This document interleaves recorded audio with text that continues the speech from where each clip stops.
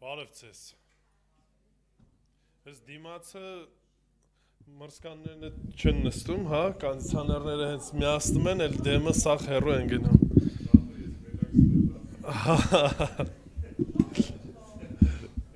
Ոնց հասկացում, որ Սովետ միություն անցած ժողովուրդ ենք։ Չէ, լավ, այ ժողովուրդ, ամռանը ոնց եք ասում ցուրտ է, ես զարմանում եմ անկեղծ։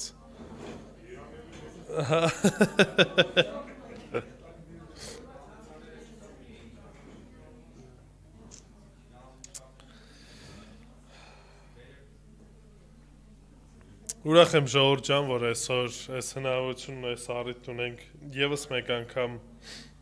Տիրոջ առաջ գալու աղոթքով, փառաբանությամբ, մեծարանքով, որովհետեւ իրապես ամեն անգամ կրկնում եմ սա, բայց սա է ճշմարտությունը։ Ոչ բոլորը այդ հնարավորությունն ունեն։ Եվ ոչ բոլորը ունենալով այդ հնարավորությունը գնահատում են այդ հնարավորությունը։ Ինչու, որտեվ այդ հնարավորությունը գուցե եւ ունենաս, բայց դա քեզ համար երրորդական հարց լինի կամ նույնիսկ առհասարակ էսպես լինի, դե ազատ կլինեմ կգնամ, ազատ չլինեմ չեմ գնա, կամ ազատ կլինեմ Տիրոջը կպաշտեմ, ազատ չեմ լինի, դե զբաղված եմ, հիմա պատճառաբանություն ունեմ։ Եթե հիմա ձեզ հարցնեմ, վստահ եմ, ամեն մեկը էլ պատճառաբանություններ կարող եք առաջ բերել, թե օրինակ ինչի արժեր այսօր տանը մնալ։ Հյուրեր ունեիք, հարցեր կային, դժվարություններ կան, խնդիրներ կան, գործեր կան, ամեն մեկս մեր շրջանակում ինչ որ պատճառաբանություն կարանք բերենք։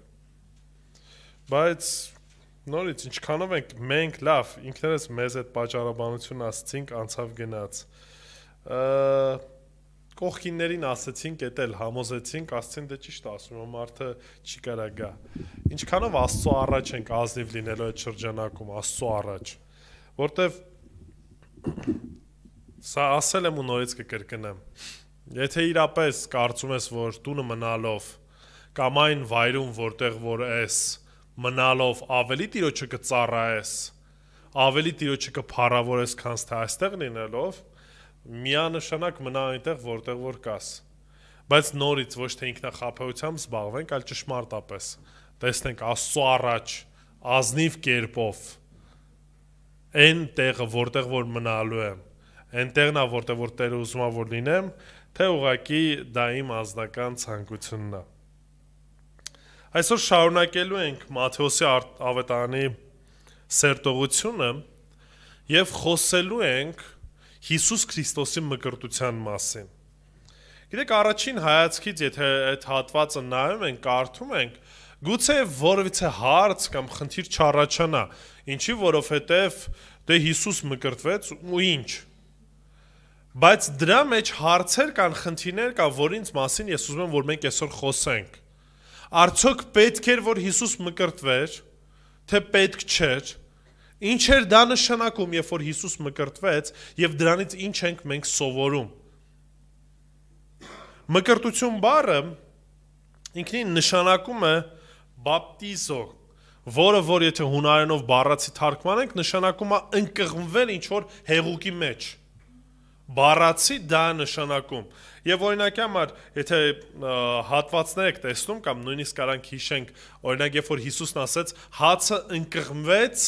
գինու մեջ կամ թաթախեց, այդ հենց ընկղմվել բառն է մկրտություն, որը որ մենք թարգմանել ենք։ Երկու տեսակի մկրտություն ենք հանդիպում Աստվածաշնչում։ Անցած Կիրակի օրը կամ անցած պաշտամունքին մի փոքր խոսեցի այդ երկու մկրտությունների մասին։ Նու կարանք ասենք ավելի երրորդն էլ կա, Սուրբ Հոգու մկրտությունը, որը որ ջրի հետ կապ չունի, սրա մասին կխոսենք, բայց երբ որ ջրային մկրտության մասին ենք խոսում, տեսնում ենք, որ կար երկու տեսակի մկրտություն։ Առաջի տեսակի մկրտությունը Հովհաննեսի մկրտությունն էր, եւ կա երկրորդ տեսակի մկրտությունը, որը որ տեսնում ենք, որը որ մենք մկրտվեցինք որպես քրիստոնյաներ երրորդության անունով։ Առաջի մկրտությունը Հովհաննեսի մկրտությունը ջրային խորհրդանշում էր կամ ցույց էր տալի կարծես լվացումը մեղքերից, երբ որ դարձ ապաշխարությունը մեկ ունենում, դա նշանն էր, որ կարծես ինչպես որ ջուրն է կեղտից մաքրում, դա նշանն էր դրան, որ ահա ինչպես որ չգիտեմ կեղտից ջրով մաքրվեցիք, ձեր մեղքերին դարձի գալով ապաշխարելով թողություն ունեք։ Երրորդության անունով մկրտվելը կամ երբ որ մենք ենք մկրտվում ենք ինչ անելով, մկրտվում ենք Հիսուսի մահվան եւ հարության մեջ, կարծես մեկանալով, ասելով, որ Քրիստոսի հետ մենք ինչ եղանք,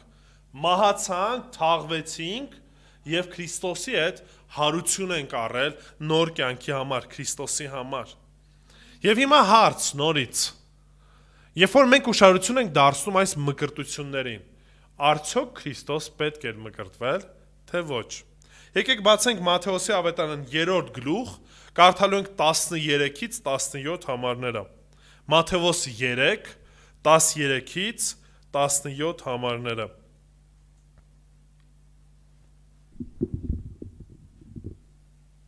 Մատթեոս 3, 13-ից 17։ Այն ժամանակ Հիսուսը Գալիլեայից եկավ Հորդանան, Հովանեսի մոտ, նրանից մկրտվելու։ Հովանեսը կանխեց նրան ասելով. Ես պետք է քեզանից մկրտվեմ եւ դու ես ինձ մոտ գալիս։ Հիսուս պատասխանեց ու ասաց նրան. Հիմա թույլ տուր, որովհետեւ մեզ հարկ է այսպես կատարել ամբողջ արդարությունը։ Այդ ժամանակ Հովանեսը նրան թույլ տվեց եւ Հիսուսը մկրտվելուց հետո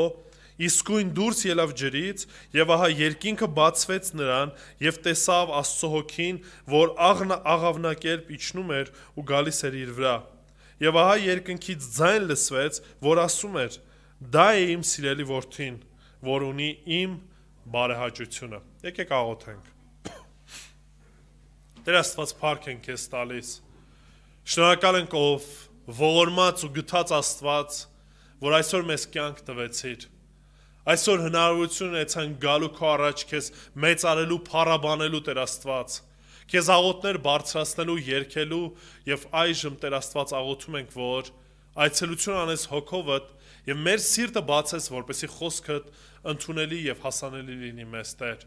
Ողորմիր մեզ, ների մեզ եւ օգնիր, որ ամեն բան ինչ որ սովորենք, գործածենք քո անվան ու փառքի համար եւ մեծարենք քո սուրբ անունը, քանի որ միայն դու ես արժանի ամեն փառքերի։ Մեր Տեր Հիսուս Քրիստոսի անունով, ամեն։ Շատ լավ։ Երբ որ պատմությունը կարդում ենք, տեսնում ենք նորից հետաքրքրական մի կերպով Մատթեոսը սկսում է այս հատվածը ասելով այդ ժամանակ։ Երբ որ տեսնում ենք այդ ժամանակ կամ ընդհանրապես սա արդեն երկրորդ անգամ է նույնը կրկնում, կոնկրետ ժամանակահատված իրականում չգիտենք։ Չգիտենք ինչքան ժամանակ էր անցել, երբ որ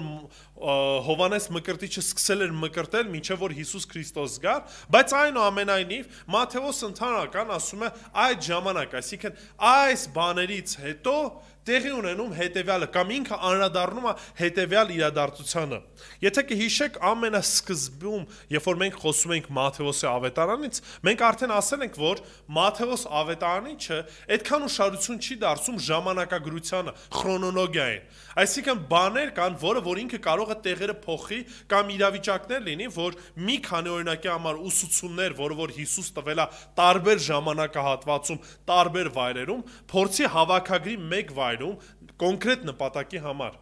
Հետևաբար Մատթեոսի ավետարանում, երբ որ տեսնում ենք այդ ժամանակ հասկացողությունը, իրականում ժամանակագրության առումով չեն կարող ասել, երբ դա տեղի ունեցավ։ Բայց այնուամենայնիվ տեսնում ենք մի իրավիճակ, որ Հիսուս մոտենում է եւ ասում է մոտեցավ մկրտվելու համար։ Հիսուս մկրտվելով տվեց մեզ բոլորիս լավագույն օրինակը հնազանդության եւ որպես մարդ օծվեց գալիք ծառայության համար։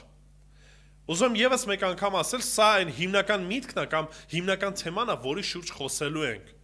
Հիսուս մկրտվելով տվեց լավագույն օրինակը մեզ հնազանդության եւ որպես մարդ օծվեց գալիք ծառայության համար։ Եվ կտեսնենք այստեղ 4 պատկերներ, որ տեսնում ենք Հիսուսի մկրտության մեջ։ Առաջինը Հիսուսի մկրտությունը մեզ ցույց տվեց, որ նա մեկացավ իր ժողովրդի հետ կամ նմանվեց իր ժողովրդին։ Եկեք եւս մեկ անգամ կարդանք 13-րդ համարը։ Այդ ժամանակ Հիսուս Գալիլեայից եկավ Հորդանան։ Հիմա տեսեք, երբ որ նույնիսկ կարծում ենք Գալիլեայից եկավ Հորդանան, դե մեր մոտ sense արագ մի վայրկյան էր, օպ անցավ գնաց։ Մոտավորապես 90-ից 100 կիլոմետր հեռավորության վրա են գտնվում այս տարածությունը։ Ու այն ժամանակ մեքենա չկար, որ ասենք նստեիր մեքենան մի ժամում կամ 2 ժամում հասներ այդ վայրը։ Բավականին երկար ժամանակ էր եւ երկար ընթացք էր ոտով գնալու կամ գուցե ինչ որ կենթանիով։ Բայց այնուամենայնիվ, երբ որ տեսնում ենք այս հասկացողությունը, որ գնաց, նշանակում է, որ Հիսուս կոնկրետ նպատակ ուներ եւ այդ նպատակի համար Հիսուս պատրաստ էր այդ տարածությունը կտրելու, հասնելու Գալիլեայից մինչև Հորդանան։ Ում մոտ եկավ Հովանեսի մոտ նրանից մկրտվելու։ Հիշում եք Հովանեսը որտեղ էր գտնվում, դուրս էր եկել քաղաքից եւ անապատում էր գտնվում։ Հովանեսի մոտ ովքեր էին գալիս, բոլոր ամբողջ ժողովուրդը գնում էր Հովանեսի մոտ։ Անցած անգամ շատ հստակ կարդացինք։ Նաև ովքեր եկան այդ ժամանակ, որ Հովանեսը հանդիմանեց։ Փարիսեցիներն ու սադուկեցիները, բայց բոլոր ժողովուրդը գրված էր, որ գնում էր Հովանեսի մոտ մկրտվելու։ Հովանեսը կանխեց նրան ասելով. Այդիկ շարունակությունը կտեսնենք։ 13 համարը։ Հովանեսի մոտ նրանից մկրտվելու։ Երբ որ ասում ենք, որ եկավ մկրտվելու, նորից պետք է հիշենք ովքեր էին իր մոտ գալիս մկրտվելու։ Նրանք, ովքեր որ մեղք էին, չէ՞ գործել, մեղավոր մարդիկ էին։ Մեծամասնությունը այս մարդիկ էին, որ գալիս էին, խոստովանում էին իրենց մեղքերը եւ որպես նշան խոստովանության Տիրոջ կողմից կարծես ներում ստանալու Հովանեսը նրանց մկրտում էր։ Դրա համար 14 համարի մեջ Հովանեսը մի տեսակ շփոթվում է, ասում է, Հովանեսը կանխեց նրան ասելով. Ես պետք է քեզանից մկրտվեմ եւ դու ես ինձ մոտ գալիս։ Երբ որ Հովանեսը նման արտահայտություն է անում, ինչ է ուզում ցույց տա։ Որ ինքը անմեղ է, դու մեղք չես գործել։ Նույնիսկ Հովանեսը ինքն իր վրա ուշադրություն դարձում։ Ինչ է ասում։ Ասում է ես եմ մեղավոր մեկը։ Ես կարիք ունեմ քեզանից մկրտվելու եւ հիմա դու ես եկե մկրտում ես։ Հետեւաբար այս հատվածի մեջ շատ հստակ տեսնում ենք, որ Հիսուս կոնկրետ որպես ինչպես որ են մարդիկ էին մկրտվում, այդ նույն տրամաբանության շրջանակում չէր եկել մկրտվելու եւ Հովանեսը շատ հստակ սրա մասին գիտեր։ Արդյոք Հովանեսը օրինակ մինչև այդ հանդիպել էր Քրիստոսին, թե ոչ։ Չեն կարող ասել։ Գիտենք մի բան, որ Եղիսաբեթը Հովանեսի մայրը գիտեր, որ Մեսիան ծնվելու է, գիտեր ումից պետքա ծնվեր, որտեվ երբ որ դեռևս Մարիամը հղի էր եւ Եղիսաբեթը հղի են, երբ որ հանդիպեցին, Տերը հայտնել էր դրա մասին։ Եվ հավատացած են, որ այս ամեն ինչից հետո թե Եղիսաբեթը, թե նաեւ ամուսինը Զաքարյան պատմել էին, խոսել էին Հովանեսին Մեսիայի մասին, որ Մեսիան համարյա թե նույն ժամանակահատվածում ծնվել է քո հետ մեկտեղ 6 ամսվա տարբերություն կար Հիսուսի ու Հովանեսի միջև։ Ու նաև գիտենք, որ Հովանեսը փոքրուց Աստծուց կանչված լինելով, կարծես տենց առանձին էր ապրում, անապատ տեղում էր ապրում եւ փոքրից պատրաստվում էր այն ծառայության, որը որ պետքա տեղ ունենար։ Ինչու հենց 30 տարեկանից կամ 30 տարեկան անց են սկսում այս ծառայությունը։ Առհասարակ չեն կարող կոնկրետ ինչ-որ թիվ ասել։ Որոշներն ասում են, դե այն ժամանակ այդ տարիքից էին ծառայության մեջ մտնում, բայց այնուամենայնիվ տեսնում ենք, որ ժամանակահատվածի ընթացքում, երբ որ 5 տականում կտեսնենք, այո, կար 30, բայց հետո դրանից հետո իջնում է 25 տարեկանն է դառնում, 20 տարեկանն է դառնում, որ արդեն մտնում էին ծառայության մեջ։ Այսինքն կոնկրետ որևիցե թիվը 30 տարեկանը որևիցե կոնկրետ նշանակություն չեն կարող ասել։ Ուղղակի Տերը այդպես էր որոշել, որ այդ ժամանակահատվածում ծառայությունը սկսվում է թե Հովանեսի մոտ, եւ թե Հիսուս Քրիստոսն է այդ տարիքից սկսում իր ծառայությունը։ Հովանեսը արգելել էր մինչև այդ ում Սադուկեցիներն ու Փարիսեցիներն ինչի էր արգելել, որ իրանք մկրտվեն։ Ինչի արգելեց նրանց։ Որտեվ կեղծ ձևով էին մոտեցել, որտեվ իրական դարձ, իրական ապաշխարություն չկար, դրա համար Հովանեսն ասեց, դուք չպիտի մկրտվեք։ Սա ձեզ որևիցե օգուտ չի տալու, քանի դեռ չկա իրական դարձ, իրական ապաշխարություն։ Անցած կիրակի խոսեցինք, թե իրական դարձ, իրական ապաշխարությունը ինչի հետ կապ ունի եւ ինչպես է արտահայտվում։ Հիմա տեսնում ենք նաև ումա մերժում, ումա փորձում արգելի, նաև Հիսուսին է փորձում արգելի, բայց արդեն պատճառը այն չէր, որ իրական դարձ ու ապաշխարություն չկար, այլ պատճառը հակառակն էր։ Քանի որ անմեղ էր Հիսուս, մեղք չկար, նաև կարիքն էլ չկար մկրտության։ Հետևաբար Հիսուսի այս քայլը, Հիսուսի մկրտությունը կարծես ցույց տալ էր, որ ես իմ ժողովրդի հետ մեկ եմ։ Ես ժողովրդիս կողքին եմ։ Ինչպես որ ժողովուրդ էր գալի մկրտվելու, նույնպես եւ Հիսուսը եկավ մկրտվելու Հովանեսից։ Նա չբաժանվեց, բարձրից կարծես չներկայացավ, ասեց դե ես սուրբ եմ, դուք բոլորդ մեղավոր եք, ուրեմն դուք պետք է մկրտվեք, ես դրա կարիքը չունեմ։ Ինքը եկավ եւ ինչպես որ բոլոր ժողովուրդը գալիս էին մկրտվելու, նույնպես այդ նույնը ինքը որոշում կայացրեց։ Հետևաբար նման ձևով ինչ ասելու, որ ես էլ ձեզանից մեկն եմ։ Ես էլ մարդու որդի եմ։ Ես էլ մեկն եմ որպես մարդ, որ եկել եմ եւ ուզում եմ, որ ամբողջ ամեն բանը արդարությամբ կատարվի։ Դրա համար Եբրայեցիս 4-րդ գլուխ 15 համարում կարդում ենք, որ Եբրայեցիս 4:15, որովհետև ոչ թե մի քահանայապետ ունենք, որ չի կարող մեր տկարություններին չարչարանակից լինել, այլ մի այնպիսին, որ ամեն բանով փորձված է մեզ նման, այսինքն մեզ նման սովորական մարդկանց պես ամեն առումով փորձվեց, բայց առանց մեղքի։ Ես վերջերս Facebook-ով տեսնում եմ շատ արագ տարածվում է մի տեսանյութ, որտեղ որ մի մարդ ցույց է տալի, որ 1980-ական թվականներին եսին որտեղից գտել է Հիսուսի արյան ինչ որ նմուշ, տվել է անալիզի ենթարկելու, այդ անալիզի ընթացքում տեսել են, որ քրոմոսոմները պակասում են տղամարդու, միմիայն կնոջ քրոմոսոմներն են մեջը, ու նման սենց հեքիաթներ են, ու սենց ինքը ոգևորված ասում է, այ, սա ապացուցում է, որ էդի Քրիստոսի արյունն է, ու շատ հավատացյալներ հավատում են սրան ու տարածում են։ Ու հարց եմ տալիս, ասում եմ, մարդիկ ինչպես եք նման բաների հավատում։ Ու մեկը ինձ կար սենց լուրջ պատասխանեց, ասեց, դե դա Քրիստոսի արյունն է, այն ամեն ինչ որ Քրիստոսի հետ է կապված, հավիտյան մնալու է։ Կարծես Քրիստոսի արյունը մինչև հիմա հավիտյան երկրից վրա է։ Հետևաբար, երբ որ նման արտահայտություններ ենք անում, նման բաներ ենք ասում, մենք կարծես ասում ենք, որ Քրիստոս մարդ չէր։ Ինքը մարդ չէր։ Իր մարմինը մարդու մարմնի նման չէր, իր արյունը մարդու արյան նման չէր։ Յուրահատուկ ինչ որ արյուն էր, որը որ կարա 2000 տարի մնա, ու հիմա էլ ինչ որ մեկը որտեղից գտնի, տանի ինչ որ անալիզի ենթարկի։ Հասկանում եք, սրա մեջ խնդիրներ կա։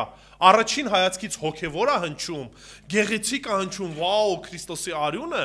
բայց այս ամեն ինչը ուղղակի անհեթեթություն է, սիրելիներ։ Եթե Քրիստոս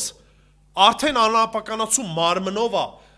իրեն հին մարմինը վերափոխվել է անապականացու մարմնով է, այն հին մարմնից մասնիկներ ինչպես կարա մնա։ Գիտեք, նորից, եթե մենք սկսենք նման անհեթեթություններ խոսել, որ Քրիստոսից հետո ամեն բան մնացել է, իր արյունը, կներեք էլի արտահայտությանս համար, երբ որ հաց էր ուտում ու դրանից հետո ամեն բան նորից մնում էր, որպես մարդ։ Հասկանում եք, այս ամեն ինչ ուղղակի խենթություն է, երբ որ մենք ընկնում ենք ծայրահեղությունների մեջ ու սկսում ենք Քրիստոսի մարդությունը ուղղակի անտեսել եւ ասել Քրիստոս մարդ չէր։ Մենակ Աստված էր։ Ու դա ինչ որ բարձրացնում ենք, այնինչ Քրիստոս մեր պես սովորական կյանքով ապրեց։ Գուցեև հիվանդացավ, գուցեև ընկավ վիրավորվեց ինչ որ մի բան, սովորականի պես չգիտեմ, եթե այն ժամանակ ատամները լվանում էին մարդիկ, ատամները լվանում էր, հոգնում էր, հաց էր ուտում, տանջվում էր, լացում էր, հասկանում եք, սովորական մարդու պես ապրում էր, այո, ուրախանում էր։ Իսկ մենք ինչ ենք անում, մենք նորից ինչ որ մի բան լսում ենք, ոգևորված սկսում ենք ինչ որ տարածել կամ ինչ որ բաներ անել։ Սիրելիներ, մեզ Աստված տվել է պարզ տրամաբանություն։ Այս գիտակցությունը դրա համար է։ Մենք երբ որ նման ձևով չենք վարվում, շատ աթեիստներ կամ շատ կողքից մարդիկ ասում են, որ հոգևորները, հավատացյալները, ուղղակի շատ պարզամիտ մարդիկ են։ Ինչ էլ ցույց տաս կհավատան, ինչ էլ ասես կհավատան։ Կարևորը կպցրա Աստված բառը, մի քանի հատ հոգևոր տերմինաբանություն ու վերջ։ Ինչ էլ ցույց տաս, գրելու են ամեն ալելույա ու սենց։ Բայց մենք այդ ձևի չպիտի լինենք, սիրելիներ։ Մենք պետք է տրամաբանենք, ուղղակի պարզ հարց տամ։ Իմաստը որն է, որ Քրիստոսի ինչ որ արյան մասնիկներ մինչև հիմա երկրի վրա մնան։ Իմաստը որն է։ Ինչա դա տալու, ինչա ավելացնելու կամ պակասացնելու։ Եթե ասենք, որ այդ արյան կաթիլները հավատացյալների խումբն է ավելացնելու, չեմ հավատում։ Այն ժամանակ Քրիստոսին տեսան ֆիզիկապես, իրանից լսեցին, իրանից սովորեցին, քանիսը հավատաց։ Շատ չնչին մարդիկ, մաքսիմում այն ինչ որ դուրները գալիս էին, որպես աջ պարար, ասում էին մեզ մի հատ հրաշք արա, նայենք ուրախանանք։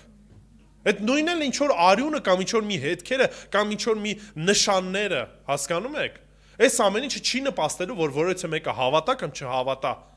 Այնով որ պետք է հավատա, խոսքին կհավատա, գրված խոսքին եւ այդ հավատով փրկություն կստանա։ Մնացած բաները ուղակի հեքիաթներ են։ Դրա համար սիրելիներ, Քրիստոսի մկրտությունը դա մեկություն էր, Քրիստոս ուզում էր ցույց տալ, որ ինչպես որ իմ ժողովուրդը գալիս ու մկրտվում, նույնպես եւ ես այդ ժողովրդի հետ մեկտեղ կգամ ու կմկրտվեմ։ Այո, դրա կարիքը չունեմ, բայց որպես ինչ, որպես լավագույն օրինակ, ես կգամ ու կմկրտվեմ։ Երկրորդ բանը սա էր, եթե առաջինը ցույց տվեց, որ իր ժողովրդի հետ մեկ է Քրիստոս, երկրորդը դա լավագույն օրինակ էր ում համար, մեզ համար։ 14 համարը կարդանք։ Հովանեսը կանգնեցրեց նրան, ասելով ես պետք է քեզանից մկրտվեմ եւ դու ես ինձ մոտ գալիս, երբ որ Հովանեսը նման արտահայտություն է անում, ինքը ուզում է ցույց տա, որ ես կարիք ունեմ քեզանից մկրտվելու։ Ոչ թե դու պետք է գաս ինձանից մկրտես, այլ ես կարիք ունեմ քեզանից մկրտվելու։ Եվ դրանից հետո երբ որ Հիսուս շարունակում է, ասում է, որ չէ, թույլ տուր, որ պետք է մկրտվեմ, սրանով մեզ համար ինչ տվեց, լավագույն օրինակը տվեց։ Երբ որ օգտագործում է մեզ բառը կամ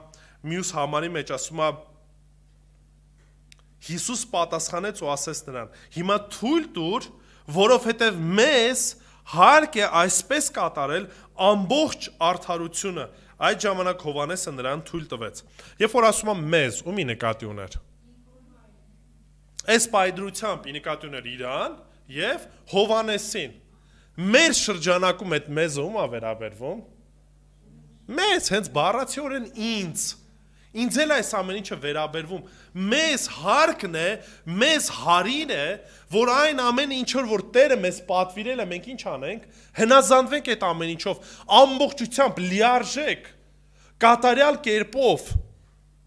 ամբողջ արդարությունը կատարվի։ Այդ ժամանակ Հովանեսը թույլ տվեց, որ այդ ամենը տեղի ունենա։ Մենք կանչված ենք լիարժեք կատարելու այն ամենը, ինչ մեզ Տերը փոխանցել է, ինչի համար։ Ոչ միայն նրա համար, որ մենք պետք է հնազանդվենք Տիրոջը, այլ նաև նրա համար, որ շատ մարդիկ ինչ են անում, մեզ նայում են։ Մեր օրինակին են նայում։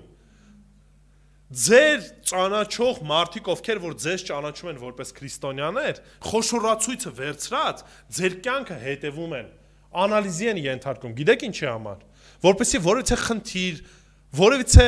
մեղք տեսնեն ու դրանցով արդարացնեն, այդ դրա համար ես չեմ էլ հավատում, որտեվ ինչ կա, որ դու ինձանից ոչ մի բանով չես տարբերվում։ Բայց մենք կանչված ենք լավագույն կերպով անելու այն ամեն ինչ, որ Տերը մեզ ասել է, դրանով հնազանդվում ենք, միանշանակ առաջնային նպատակը հնազանդվում ենք մեր Տիրոջը, երկրորդ նպատակը ուզում ենք լավագույն օրինակը ցույց տանք մեր կողքի մարդկանց, նրանց ովքեր որ մեզ են նայում, նրանք ովքեր որ գուցե հոգևոր կյանքում դեռևս այդ հասունությունը չունեն, որտեվ եթե մենք լավագույն օրինակը չտանք Քրիստոսին ծառայելու, ով պետքա տա, ումից պետք է ակնկալենք։ Հիսուս Քրիստոսը ինքը լավագույն օրինակը մեզ տվեց։ Եվ այդ որ լավագույն օրինակը ինքն է տվել, այդ դեպքում կարանք ասենք, դե տես բա ինքը ինչի չի անում։ Բա օրինակ տես ես իրանից ավելի լավն եմ։ Հասկանում եք, եթե Քրիստոս լավագույն օրինակը չլիներ մեզ համար, կարայինք համեմատվեինք, կարայինք մեզանից ավելի թույլ հոգևոր տկար մեկին գտնեինք, ասենք ես իրանից ավելի լավն եմ, եւ գուցե ճշմարտության ինչ որ նշույլ դրա մեջ լիներ։ Բայց եթե ունենք Քրիստոսի լավագույն օրինակը, ում պետքա ձգտենք, իրան պետքա ձգտենք, իր օրինակին պետքա ձգտենք։ Նա է մեզ համար դառնում չափանիշ։ Եկեղեցու հովիվը չի դառնում չափանիշ։ Եկեղեցու երեցները չեն դառնում չափանիշ, ծառայողները չեն դառնում չափանիշ, այլ Հիսուս Քրիստոսն է դառնում չափանիշ, ինչպես որ Պողոս Արաքյանն ասեց, նմանվող եղեք ինձ, ինչպես որ ես էլ ում եմ նմանվում, Հիսուս Քրիստոսին։ Ու Հիսուս Քրիստոս անընդհատ էս արտահայտություններ անում։ Ինչ էր ասում։ Ինչ արեք։ Եկեք իմ հետևից։ Եկեք իմ հետևից, եկեք իմ օրինակին տեսեք, ինչպես եմ ես վարվում, նույնպես էլ եւ դուք արեք։ Հովանու 21-րդ գլխում 18-ից 22 համարներում տեսնում եք մի փոքրիկ խոսակցություն։ Ճիշտ է, ծանոթ խոսակցություն է սա։ Պետրոսի ու Հիսուսի միջև։ Հովանու 21:18-ից 22։ Ճշմարիտ եմ ասում քեզ, երբ դու երիտասարդ էիր, ինքդ էիր գոտիդ կապում եւ գնում էիր ուր որ կամենայիր, բայց երբ ծերանաս, ձեռքդ բարձրացնես եւ ուրիշը գոտիդ կկապի ու քեզ կտանի այնտեղ, ուր չես կամենա։ Այս ասած ցույց տալով, թե ինչպիսի մահով նա պիտի փառավորի Աստծուն։ Ուշադրություն դարձեք։ Այս ասելուց հետո ասաց նրան. «Արի իմ ետևից»։ Այն ամեն ինչ որ ասեց, որ պետքա տեղ ունենա, դրանից հետո Քրիստոսին ինչ ասում, ասում արի իմ հետևից։ Արի իմ հետևից, արի այն ինչ որ ես ասելու եմ որ անես, այդ ամեն ինչը դու պետքա տեսնես ու նույնը կատարես։ Մենք պետքա լինենք այդ օրինակը, որտեղ շատ դեպքերում մարդիկ Քրիստոսին դեռևս չեն ճանաչում, ձեզ են նայելու։ Բայց Պետրոսին ուրիշ մեկի օրինակներ էր հետաքրքրում։ Ուրիշ մեկի պատմություններ էր հետաքրքրում, 20 համարը։ Ապա Պետրոսը շրջվեց եւ տեսավ, որ իրենց ետևից գալիս է այն աշակերտը, որին Հիսուս սիրում էր, Հովհաննես 5 իր մասին է ասում։ Եվ որը ընթրիքի ժամանակ նրա կրծքով էր ընկել ու ասել. «Տեր, ով է որ մատնելու է քեզ»։ Պետրոսը նրան տեսնելով Հիսուսին ասաց. «Տեր, իսկ սրան ինչ է լինելու»։ Մենք էլ ենք չէ շատ դեպքերում նայում ասում ենք իսկ ինքը երեխեքը մանավանդ երբ որ ինչ որ խնդիր կա մեկին զգուշացնում ես ասում ես բա ինքը տենց չի անում մենք էլ ենք տենց վարվում երբ որ ինչ որ մի խոսք ենք լսում կամ բան ենք անում դա ասում ենք դե բոլորը տենց են անում ես էլ եմ տենց անում բոլորը գողացան ես է գողացա բոլորը խաբեցին ես է խաբեցի բոլորը այս ձև են վարվում դե ես էլ եմ այդ ձև վարվում Մենք շատ դեպքերում Հիսուսին նման պատասխան ենք տալիս։ Հիսուս նրան ասաց. Եթե ես կամենում եմ, որ դա մնա մինչև որ ես գամ, քեզ դրանից ինչ։ Դու ինչ արա։ Դու արի իմ ետևից, դու արի իմ օրինակին, իմ լավագույն օրինակը ունես։ Այդ օրինակին հետևի։ Թող քեզ չհետաքրքրի։ Կողքդ ինչա տեղի ունենում, ով է ընկնում, ով է բարձրանում։ Ոչ թե առումով որ անտարբեր լինենք, պետք է օգնենք, բայց ինչ որ մեկի ընկնելը պատճառ չպիտի հանդիսանա, որպեսզի ես էլ ընկնեմ։ Ինչի եթե ես իր օրինակին եմ հետևում, ինքը ընկավ, ես էլ ինչ կլինեմ, ես էլ կընկնեմ։ Բայց եթե նայելու եմ Քրիստոսի օրինակին, կսայթակեմ, չեմ սայթակելու, որտեղ Քրիստոս լավագույն օրինակը տվեց։ Երրորդը Հիսուս Քրիստոսի մկրտությունը օրինակն էր կամ պատկերն էր, որ նա օծվեց Սուրբ Հոգով ծառայության համար։ Եկեք կարդանք 16 համարը։ Եվ Հիսուսը մկրտվելուց հետո իսկույն դուրս ելավ ջրից, եւ ահա երկինքը բացվեց նրան, եւ տեսավ Աստծո Հոգին, որ աղավնակերպ իջնում էր ու գալիս էր իր վրա։ Գիտեք, այս պատկերը նորից շատ տարածված պատկեր է, բայց ոչ ճիշտ ընկալված պատկեր է։ Երբ որ ասում ենք աղավնի, ինչ ենք պատկերացնում, ինչի հետ ենք ասոցացնում։ Խաղաղության, այ ապրեք։ Երբ որ տեսնում ենք աղավնի, անպայման ասում ենք դա խորհրդանիշն է խաղաղության, բայց ասեմ, որ սխալվում ենք։ Աղավնին խորհրդանիշը չէր խաղաղության։ Ինչ եք կարծում, երբ որ հրյաները տեսնում էին աղավնի, իրանց պատկերացումով ինչ էին նրանք տեսնում։ Նամակ էլ չէր, զոհաբերություն։ Երբ որ կարդաք 5 կտակարանը կտեսնեք, որ զոհաբերությունների մի քանի տեսակներ կար։ Եվ ամենաաղքատ ժողովուրդը, ովքեր որ գումար չունեին, զոհաբերության համար բերում էին աղավնի։ Նրանք, ովքեր որ մի փոքր գումար ունեին, գառ էին զոհաբերում, նրանք, ովքեր որ մի փոքր ավելի շատ գումար ունեին, հորթ էին զոհաբերում։ Հիմա մեծամասնությունը ժողովրդի ավելի աղքատիկ վիճակում էին գտնվում, եւ իրենք զոհաբերում էին աղավնիներին։ Եվ հիմա պատկերացրեք, երբ որ հрьян տեսնում է աղավնակերպ Սուրբ Հոգին իջնում է, իրանց պատկերացումը ոչ խաղությունն էր, ոչ էլ ուրիշ ինչ-որ բաներն են, որը որ մենք ենք տենց ենթադրում։ Իրանք տեսան ինչ? Զոհաբերություն, զոհ։ Եվ հետևաբար նման հասկացողությամբ, երբ որ Սուրբ Հոգով օծվեց, աղավնակերպ կերպով իջավ, սա նշանն է նրան, որ Քրիստոսի ծառայությունը ինչ է լինելու? Զոհաբերություն։ Նրա ընթացքը սա է, որ ինքը պետք է զոհաբերվի հանուն մարդկության, հանուն իր ժողովրդի։ Եվ նույն տրամաբանությամբ Հովհաննեսն էր Հիսուսին տեսնում։ Երբ որ առաջի անգամ Հովանո ավետարանում ենք կարդում, առաջի գլուխ 29 համարում տեսնում ենք այս նույն իրադարձությունը, Հովհաննեսը մի բան ավել է գրել, քան թե օրինակ Մատթեոսը։ Հովանում 1:29-ում կարդում ենք, ասում է հաջորդ օրը Հովհաննեսը տեսավ Հիսուսին, որ գալիս էր իր մոտ ու ասաց. ահա Աստծո գառը, որ իր վրա է վերցնում աշխարհի մեղքը։ Երբ որ ասում է գառ, նորից առաջի բանը, որ հрьян տեսնում էր, ինչ էր տեսնում? Զոհաբերություն։ Հովանու 19:30 համարը նորից Հովհաննես Մկրտիչը ուղարկում է աշակերտներին, եւ երբ Հիսուսը քաղաք այս համարը կարդանք մի փոքր ուշ։ Երբ որ տեսեք մի փոքր ուշ, մկրտությունից հետո, երբ որ Հովհաննես Մկրտիչը նորից տեսնում է Քրիստոսին, իր աշակերտներին ասում է. ահա Աստծո գառը, նրա մոտ գնացեք, ուղարկում է իրանց։ Այսինքն, թե Հովհաննեսը, թե Հիսուսի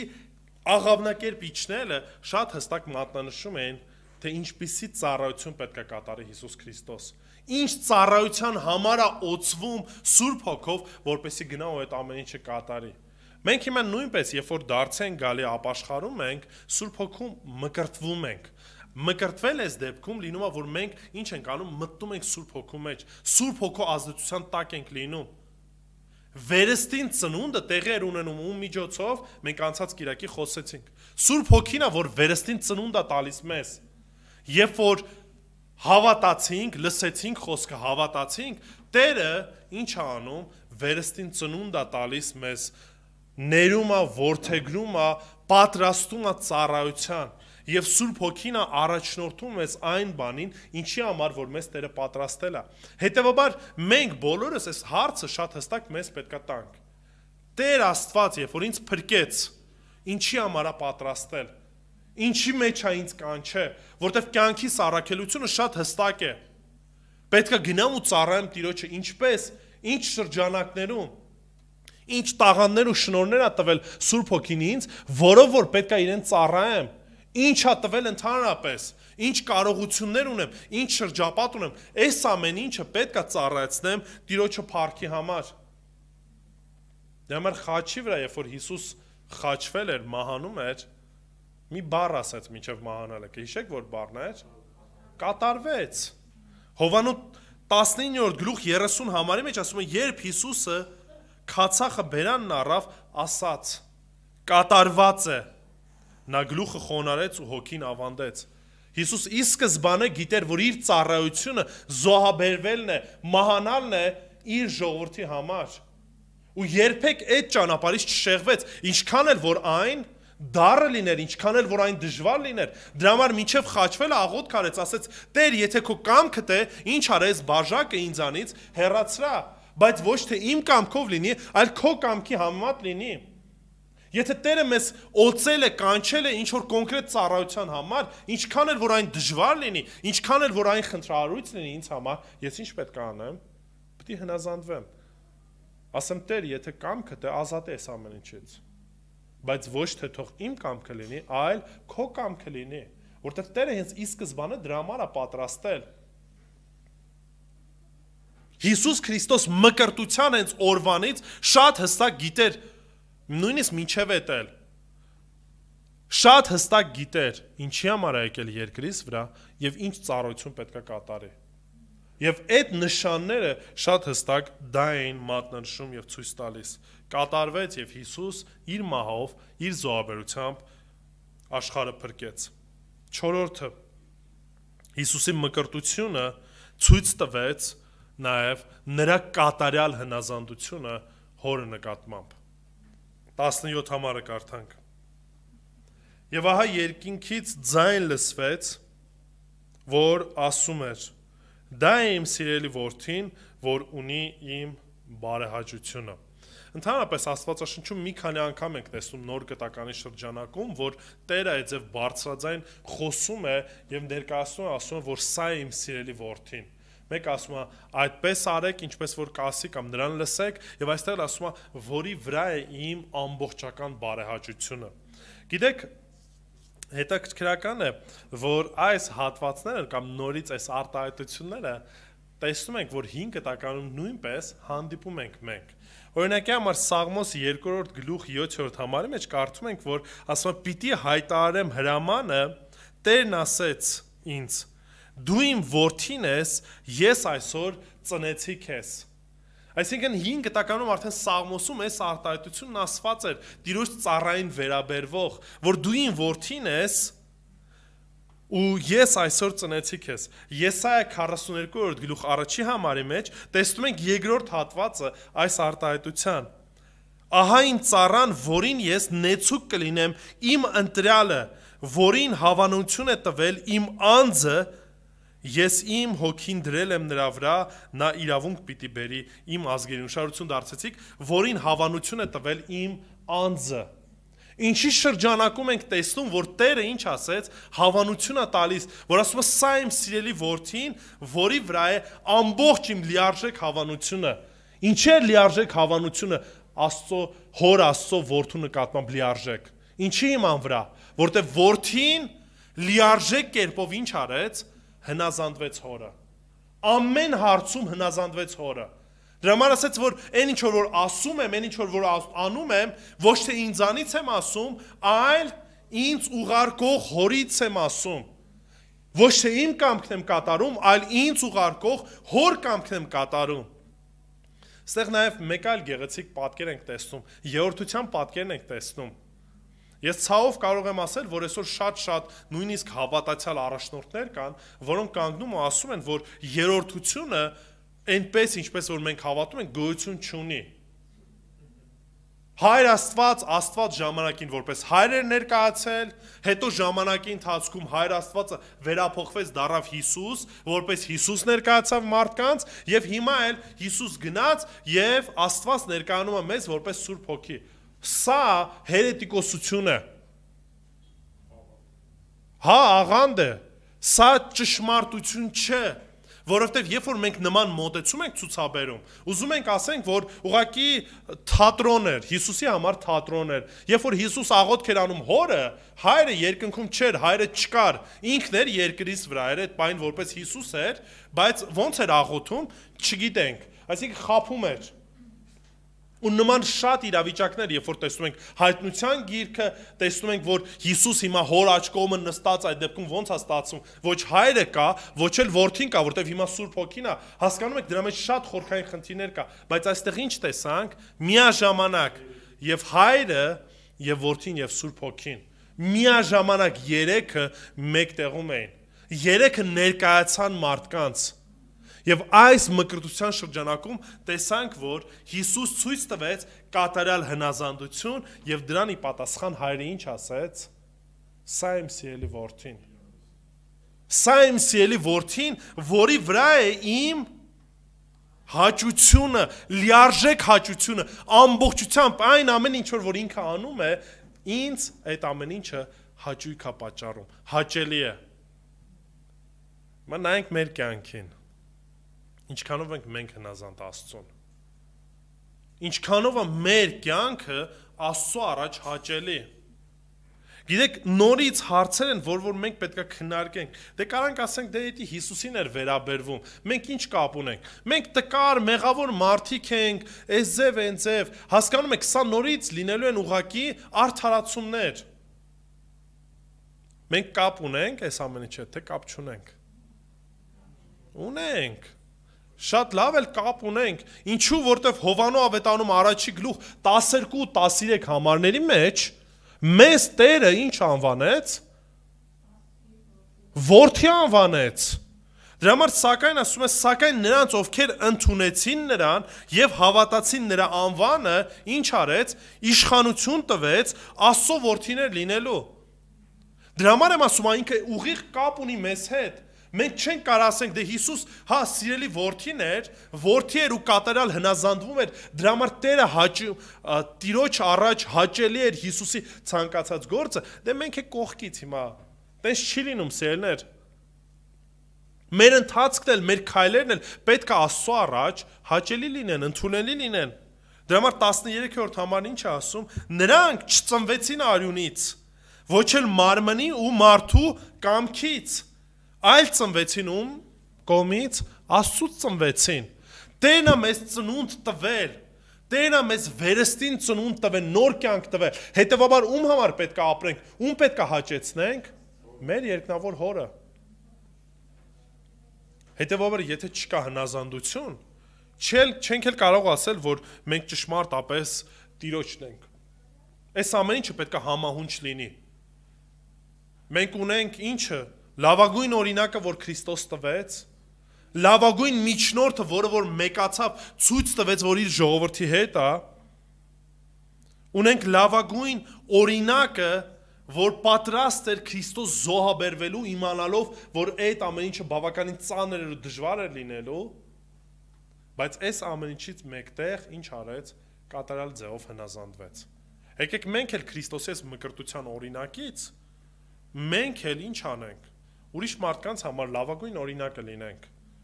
օրինակը հնազանդվելու, ամեն առումով, ինչի մեջ որ մեզ Տերը կանչում է, երկրորդը, այն բանի մեջ, ինչի մեջ որ մեզ Տերը կանչել է, կատարյալ կերպով հնազանդվենք։ Հիմա հարց, պիտի մենք մկրտվենք, թե չէ։ Եթե Աստծո խոսքն ասում է, որ պետք է մկրտվենք, նորից գալիս է այս պարզ օրինակը։ Առաջինը պետք է մկրտվենք, որտեղ դա Տերն է մեզ հրաման տվել, պատվեր տվել, որին որ պետք է հնազանդվենք, եւ երկրորդը, երբ որ մենք մկրտվում ենք, վկայելով լավագույն ինչ ենք դառնում, օրինակ ենք դառնում մարդկանց համար, որ իմ հին կյանքը ինչ է եղել, մեռած է Քրիստոսով, մեռել եմ Քրիստոսի հետ, ջրի մեջ ընկղվելով եւ ջրից դուրս գալով ինչ եմ խորհրդանշում, ինչ եմ ասում, որ ես ունեմ նոր կյանք Քրիստոսի հետ։ Սա է քրիստոնյայի այն լավագույն օրինակը եւ սա է այն խորհուրդը, որ Քրիստոս իր մկրտությամբ տվեց։ Համար եկեք ու հնազանդվենք Աստծո խոսքին, հնազանդվենք Տիրոջը ու ծառայենք իր անվանու փառքի համար։ Եկեք աղոթենք։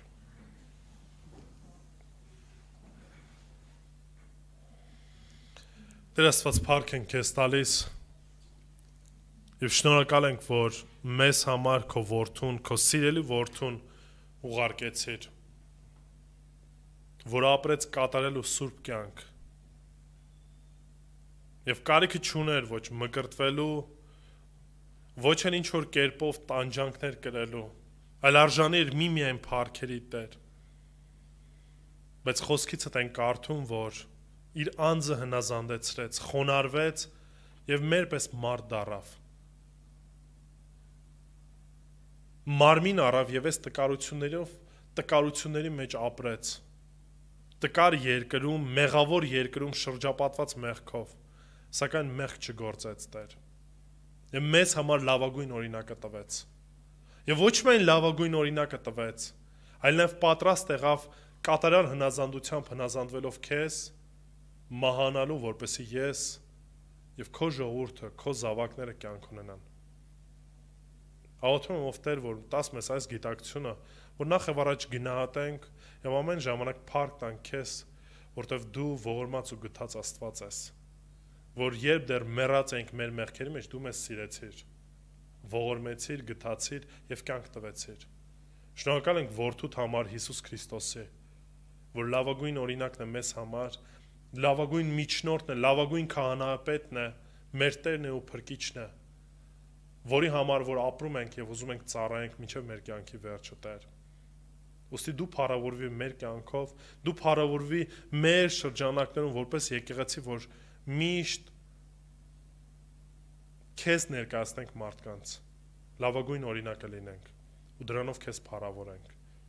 որտեվ դու ես միայն արժանի ամեն փառքի ու մեծարանքի։ Հիսուսի սուրբ անունով աղոթեցինք, ամեն։